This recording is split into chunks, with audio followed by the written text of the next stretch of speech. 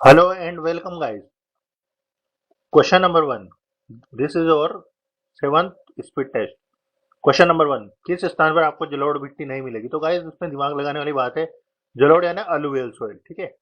Alluvial बोले तो जहाँ पे पानी से जमा हुए कण मिलके मिट्टी बनाते होते। भरतपुर में तो चंबल वगैरह नदियां जा रही है, धौलपुर भी उधर ही जा, मतलब भरतपुर में चंबल नहीं जा रही है, बट बंद बरेटा अभ्यारण्य है, केवला देव है, तो तालाब वगैरह सिंचित भूमि है, ठीक है। धौलपुर में चंबल जा ही रही है, अलवर अलवर भी उधर ही है, ठीक है। अलवर में हरियाणा से वो आ रहा है, केनाल का पानी, ठीक है। तो अब जोधपुरी बच गया बेचारा, ठीक है। वैसे जलोढ़ मिट्टी आनी है यार, रेतीली मिट्टी है, ये मरुस्थल के अंदर स्थित है। वैसे आपको ये सब बातें पता होगी। तो जोधपुर के अंदर जलोढ़ मिट्टी नहीं है, ओके। राजस्थान में पाई जाने वाली भूरे रंग की मिट्टी रेतीली मिट्टी, बिल्कुल आपको पता है ये बात। भूरे रंग की मिट्टी लेटेली मिट्टी, रेतीली मिट्टी, ठीक है।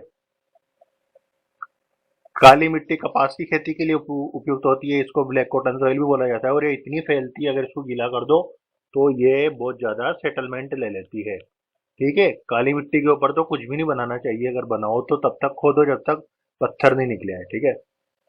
और अगर ये भी नहीं होना तो फिर कुछ और ट्रीटमेंट करो उसका। दोमट मिट्टी दोनों के लिए बीज की होती है, ठीक है। रेत गाद और मिट्टी से बनी होती है ये, ठीक है, और ये सबसे उपयुक्त होती है, ठीक है। निम्नलिखित में से कौन सा राजस्थान में अधिकतम प्रतिशत क्षेत्र को घेरता करता है? देखो अब इसमें है ना, अवर्गीकृत भी हो सकता है, लेकिन हम संरक्षित को सही मान रहे हैं ये लोग, क्योंकि ये संरक्षित थोड़े से ज्यादा है, ठीक है ना। संरक्षित थोड़े से ज्यादा है इससे। देखो, आरक्षित से थोड़े से ज्यादा है संरक्षित वन। अब ये मत बोलना कि आरक्षित कौन सा है संरक्षित कौन सा है। आरक्षित कौन सा है कि जहां से आप मतलब गुजर तो सकते हो, बट काम में नहीं ले सकते। संरक्षित वो है जिसको जिसका कुछ नहीं कर सकते आप, ठीक है, नो एंट्री, ओके। ऐसा सीता माता अभ्यारण्य उड़न उड़न गिलहरियों के लिए प्रसिद्ध, और ये है कहाँ?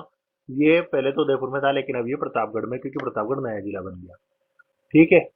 सीता माता में और भी है, ठीक है। और ये सीता माता वही है जहाँ पे क्या बोलते हैं वो,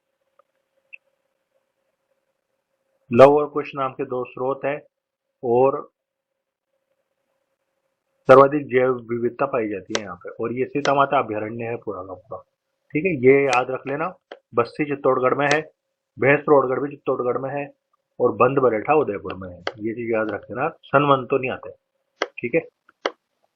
मरुस्थलीकरण का मुख्य कारण पवन अपरदन ही है सर। जल भराव, जल तो मरुस्थल में भरेगा ही नहीं। जल अपर्दन भी है, लेकिन जल इतना बहता ही नहीं है ना कि अपर्दन करे। अपर्दन यानी होता है कटाव, ठीक है, ये होता ही नहीं है। और बेसिडिटी यानी क्षारीयता, क्षारीयता इतनी हो ही नहीं सकती। क्षारीयता भी सेलिनिटी यानी ये भी जल से संबंधित टर्म है, तो ये नहीं हो सकता। बस पवन अपर्दन, पवन अपर्दन में क्या होता है कि इतनी तेज हवा चलती है, गर्म हवा, की रेत को भी उड़ा के ले जाती है। तो जहां पर आप दिन में गड्ढा देखोगे ना, वहां पे शाम को आपको पहाड़ी मिल जाएगी, इतना पवन अपर्दन होता है, ठीक है। अभयारण्यों को सही जगह मिलाओ, देखो इसमें सरिस्का, सरिस्का हो गया अलवर में, ठीक है। ताल छापर हो गया चूरू में, वन विहार हो गया धौलपुर में, जवार सागर हो गया कोटा में, ठीक है, और रामगढ़ हो गया बूंदी में। मिला लो इनको, ठीक है। तो रामगढ़ हो गया बूंदी में, सी, शुरुआत में सी, ठीक है। और जवार सागर हो गया कोटा में, ई, सी, ई, ए, और बी, और डी, सी, ई, ए, बी, डी, ये हो गया सिक्स का, ठीक है। सेवन, मुकुंदरा हिल टाइगर रिजर्व, तो चार में फैला हुआ है ये, तो कोटा, बूंदी, चित्तौड़ और झालावाड़, ये चार जगह है, ठीक है। 12 में नहीं है, 12 में कंफ्यूज मत हो जाना, ओके। मुकुंदरा पहाड़ियां है, एक प्रकार का एरिया, जिसे दरा भी बोलते हैं इसको शॉर्टकट में, ठीक है। दुर्गापुरा, बांसवाड़ा और प्रतापगढ़ क्षेत्र स्थानीय नाम भूमठ, हाड़ौती, वागड़, देखो अब इसमें है अर्बुद, अर्बुद को तो आबू आबू क्षेत्र बोलते हैं। कोटा बूंदी बारां को हाड़ौती बोलते हैं, ठीक है।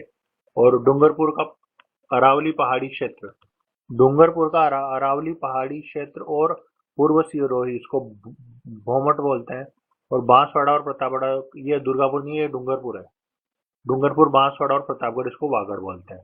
तो सी और ए, सॉरी, हाँ, सी, ए, और डी, बी, CADB, ठीक है, CADB, ठीक है।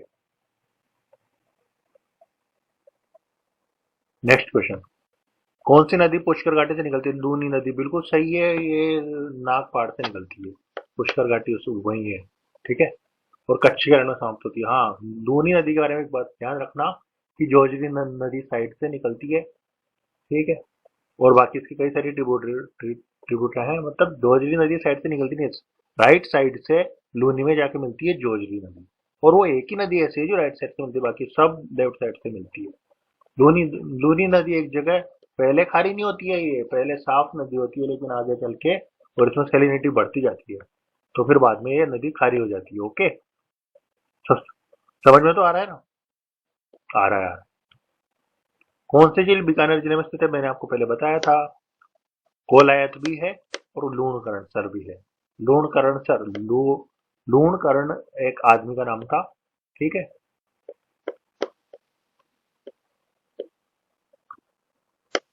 निम्नलिखित में से कौन सी फसल आवरण फसल के रूप में उगाई जाती है? तो देखो यार, आवरण फसल का मतलब तो ये है कि मिट्टी को बहने नहीं दे, मिट्टी को जमा के रखे।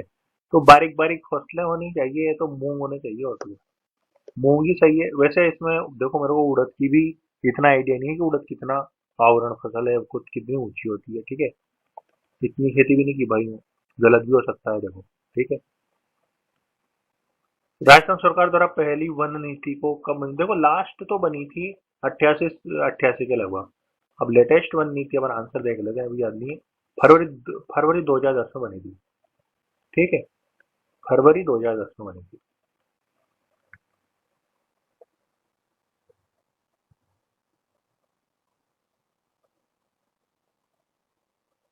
ये देखो, राष्ट्रीय वन नीति तो 1988 में बनी थी, जहां तक मुझे याद था।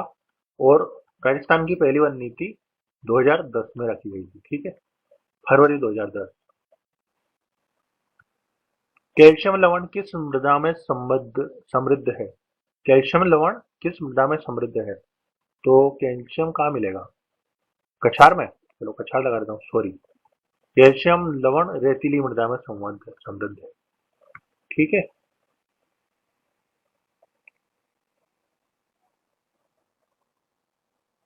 रेतीली मृदा मृदा में कैल्शियम भरपूर है, वैसे कार्बन और नाइट्रोजन कम है। चलो, हो जाता है, एक दो क्वेश्चन तो सभी के गलत होते हैं यार, आसमान से कोई नहीं उतरा। इसकी कर देने चाहिए ऐसे क्वेश्चन को, मैं इसलिए बता रहा हूँ ताकि आगे से आप गलती नहीं करो, ठीक है। भारत का पहला ह्यूमन एनाटॉमी पार्क, तो ह्यूमन एनाटॉमी पार्क ये होना चाहिए। चलो, इसका आंसर देख ही लेते हैं ना, मैंने तो स्किप कर दिया था। फुलवारी की नाल वन्य जीव अभयारण्य में है, ठीक है। फुलवारी की नाल के अंदर ये एनाटॉमी, अब इसको आप ऐसे याद रख सकते हो कि यार ये ह्यूमन इंसान के अंदर है। ह्यूमन का होता है इंसान, एनाटॉमी ना अस्थि, और पार्क है ना उद्यान, इंसानों की अस्थि का उद्यान। तो अस्थियां हो सकता है, खोखली हो तो नाल तो मिलेगी उसके अंदर, ठीक है। या अश्वनाल भी एक प्रकार की नाल ही होती है।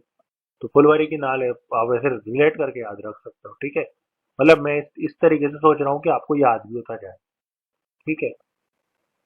मैं इसी तरीके से याद रखता हूँ ताकि अपने को टाइम नहीं मिले, टाइम मिल जाए लास्ट में, ठीक है। भारत का पहला सर्व उद्यान कौन सा है? गुइंडी वन्य जीव अभयारण्य। ये तो भारत लेवल की चीजें ही अपने काम में आती है, ठीक है। ठीक है, बाय।